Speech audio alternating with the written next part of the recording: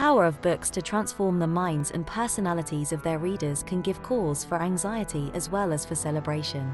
A cluster of related developments in late medieval Europe brought heightened concern about what people were reading. The spread of literacy and the rise of a far wider reading public, lay as well as clerical, brought greater demand for written material. The availability of paper, a medium far less costly than parchment, made books more readily accessible than they had previously been, and allowed for more abundant supply of reading matter to feed this demand, even before the invention of printing with movable type. And the emergence of silent reading habits made reading a more private activity.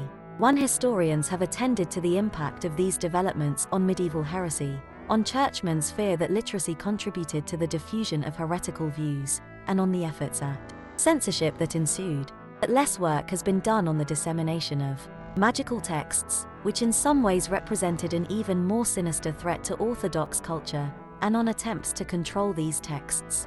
A book of magic which deliberately and expressly invited contact with demons presented all the hazards of reading in their deepest and most pressing form.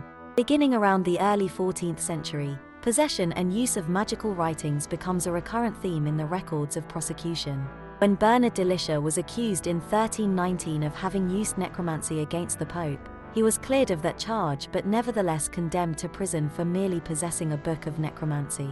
Fear of necromancy and of necromantic writings was becoming an obsession at the time, especially at the court of Pope John XXII, who in the previous year had commissioned the Bishop of Frejus and others to investigate a group of clerics and laymen charged with using books of necromancy, geomancy and other magical arts. For in 1320 Matteo and Galeazzo Visconti were tried for using necromancy against Pope John. The offense here was actual use of the art. Yet when one witness said he had been shown a book filled with experiments for love, hatred, finding of stolen objects and so forth, the very sight of such a book was evidently cause for horror. In 1406-7, informants claimed that a group of clerics had used formulas from magical books against Benedict XIII and the King of France, and the ensuing inquiry uncovered a box filled with booklets containing prayers, hymns and conjurations. But in 1409, at the Council of Pisa, Benedict in turn was charged with using necromancy and hiring necromancers. The Pope, it was said, had sought out a book of necromancy available only from the Saracens and had purchased it for some 1,000 francs. A book of necromancy was allegedly found under the pontiff's bed. In such cases the uncovering of necromantic writings made more plausible the charge that necromancy had actually been used, but more fundamentally the books themselves would have impressed contemporaries as unsavory and incriminating, somewhat as the discovery of satanic paraphernalia might seem incriminating today. Not surprisingly, inquisitors and other judges used such discoveries as propaganda in their zealous campaigns against magic. In 1382 an inquisitor wrote to the government of Siena about a band of magicians at Rugo Magno. One Agnolo di Corso had been found in possession of a book of 70 chapters, which others had copied, and which spoke of invoking evil spirits to murder people or constrain their affections. 2 years later Niccolo Consigli was executed at Florence for practicing necromancy and unlicensed exorcisms. His judges confiscated and burned the books of necromancy from which he had taken conjurations.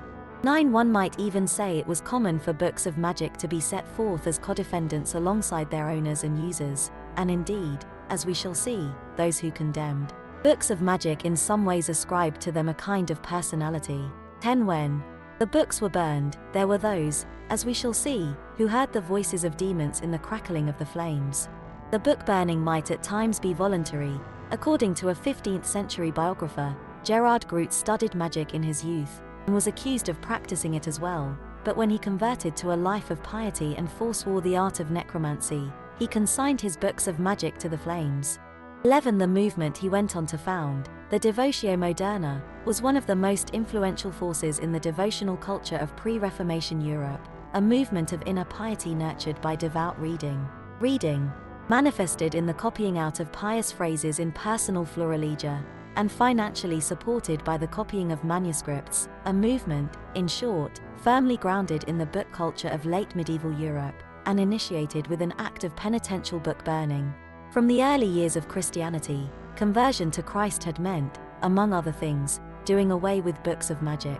The scene at Ephesus, as described in the Acts of the Apostles, perhaps epitomized what happened on a smaller scale elsewhere. When Paul arrived in the town and made converts to the new faith, a number of those who practiced magic arts brought their books together and burned them in the sight of all, and they counted the value of them and found it came to 50,000 pieces of silver. By the later Middle Ages, treatment of those found with offending literature was often more judicial than pastoral. To be sure, a monk of Sulby Monastery was treated leniently when he was found possessing books of magic in 1500. A superior in the Premonstratensian order had heard of a brother named Thomas been using books of experiments and gone about paying people generously to teach him the occult arts. Faced with the evidence, one of his books of experiments, he insisted that he owned such books only out of curiosity, not for actual use. The matter was treated as a disciplinary one within the monastic setting, and the brother received a light penance. 13 But in an age when books of this sort were held in deep suspicion, one could never count on such clemency, as Bernard de Liscia well knew. Anything that arouses such deep anxiety is a subject of historical interest, and books of magic hold considerable fascination indeed. To know why books of magic aroused fear, we must gain a fuller understanding of what the books themselves were likely to contain. Most of them no doubt have perished in the Inquisitor's flames, but some eluded detection and have survived. The focus of following chapters in this study is arguably among the most interesting sources we have for the study of medieval magic, a 15th century handbook of explicitly demonic magic, or what contemporaries called necromancy. This compilation is contained in a manuscript in the Bavarian State Library in Munich. To be sure, the text is neither edifying nor profound, nor is it particularly original. In late medieval Europe there were no doubt many compilations equally illustrative of common magical practice, most of them now lost. But among the manuscripts that survive, few are quite as diverse in content, or as full, explicit and candid in their instructions as this work. Detailed examination of such a compilation may most obviously help us understand the mentality of the necromancers themselves who copied such books, whether for curiosity or for use. But study of this handbook may clarify several other factors in the history of magic, and 3 in particular. First, examination of a necromancer's manual sheds light on the function and cultural significance of a magical book itself. We will know more about the cultural significance of books generally, and we will know more fully the range of meanings a book could have, when we have grasped the role of this exceptional category of books. Second, the mentality of the necromancer's opponents becomes clearer from examination of such a compilation.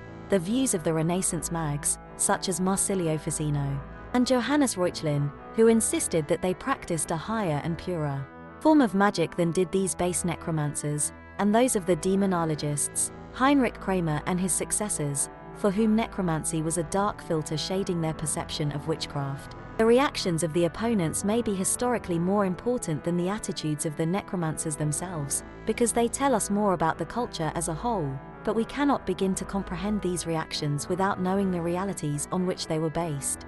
Third, the rites contained in this compendium illustrate strikingly the links between magical practice and orthodox liturgy. The analogy I will use is that of a tapestry, whose display side implies a reverse side. So too, a society that ascribes a high degree of power to ritual and its users will invite the development of unofficial and transgressive ritual, related in form to its official counterpart, however sharply it may differ in its uses.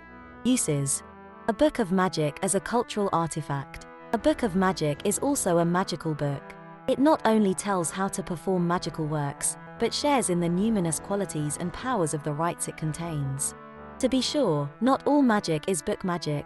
Much magical practice arises from oral culture, is transmitted orally, and is used without needing inscription on paper or parchment, even if it is the largely accidental circumstance of its having been transcribed at some point that accounts for its survival and its accessibility to us. But in the later Middle Ages certain forms of magic were increasingly assimilated to liturgy and increasingly written, so that a magical act was the performance from a script, or the observance of a rite whose details were enshrined in a text. This development surely owed much to the spread of literacy among the laity, but even more to the practice of magic among the clergy, particularly those on the fringes of the clerical elite. Judicial and anecdotal evidence suggests that explicitly demonic magic, called nigromancy or necromancy, 14 was largely the domain of priests, perhaps especially those without full-time parish employment, as well as ordained monks with some education and esoteric interests, university students and others who had been received into minor orders. 15. It was within this context that a book of magic would most naturally be perceived as a magical book, sharing in the numinous quality of the rites it prescribes. Christian ritual had from early centuries been the enactment not of oral tradition but of texts embodied in books. With the unprecedented late medieval diffusion of literacy, availability of reading matter and expansion of the clergy, books might still be accessible only to an elite, but it was a much expanded elite, and the numbers and varieties of books available were far greater than in previous centuries, so that maintaining control over this diffusion and this variety was scarcely possible, however much hierarchs may have attempted to censor the available reading matter. Little surprise, then, if books of magic found their way onto some readers' shelves, whether for use or for mere curiosity. Apart from its function as a repository of information and insight, a book can be of interest as a physical object, as a mirror of its writer's life and mind, and as a mirror of the society and culture from which it emanates and to which it returns. The surviving books of medieval demonic magic repay study from each of these perspectives, although their claims to significance differ from those of ordinary texts. A book of magic is a physical object like any other book, but even as object it is perceived as having sinister power. As a kind of negative relic, it reveals something of the writer's life and mind, but more often than in most other cases, and for more obviously compelling reasons, the authorship remains anonymous or pseudonymous, and it serves as a mirror of the surrounding culture, but often the mirror is a distorting one, a deliberately transgressive adaptation of what the society takes to be holy. Any book of rituals serves as point of contact between sacred texts, permanent, authoritative repositories of power, and their performance, which utilizes this power for specific occasions. The book itself, like a liturgical vessel or a sacred building, is consecrated. When a formula is read from it, the power of the text is enhanced by the sacrality of the book from which it is read. A book of magic may also be consecrated, to confirm the numinous power resident in the physical object. A book of magic is thus significant not only as a source for information about magical practice, generally more reliable than court records, denunciatory treatises and literary accounts, but also as itself a magical object, treasured and closely guarded by its possessors, and condemned to burning by judges in mimicry of the punishment that might await the magicians themselves. This perception of a book of magic as itself a magical object, and therefore as suspect, is seldom so dramatically manifested as in the canonization proceedings for Archbishop Antoninus of Florence, the man from whom, incidentally, the Malleus Maleficarum derived most of its misogynist tropes. 16. One witness to the sanctity of the archbishop told how the saint had gone one day to a barber surgeon of Florence named Master Peter to have his hair cut. During the process, the prelate began to wonder how a man who read no Latin was able not only to cut hair but also to cure the sick people who came to him.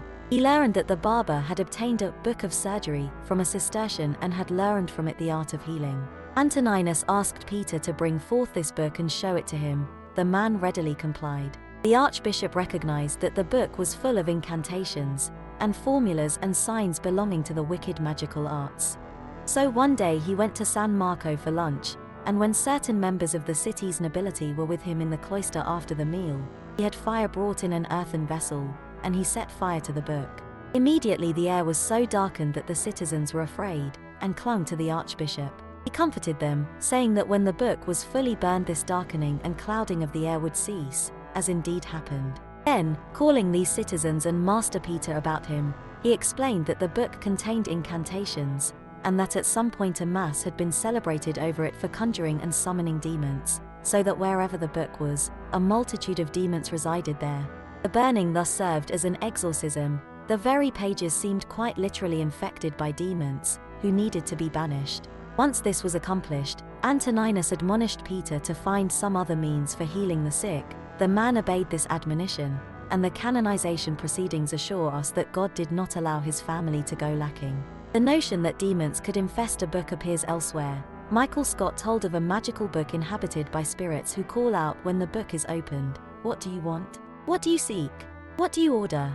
Say what you want and it shall be done forthwith." 17. The theme admits at least two interpretations. One might see it as a way of symbolizing the ubiquity of malign spirits, their eagerness to seize any opportunity for mischief, and their dense concentration in those places and objects seen as special occasions of sin. Beyond this, it can express obsessive anxiety about the book itself as an object invested with a kind of negative sacrality, something taboo, a source of spiritual and psychological contagion. The difference is not that the first interpretation is cultural and the second psychological. Both interpretations function on both levels, relating the concerns of individual observers to the shared perceptions of the society. But the first interpretation places greater weight on the theological assumption that malevolent forces are secretly present in the world, an objective assumption in the sense that it is widely diffused within the culture, eliciting and appealing to a diversity of personal concerns and anxieties.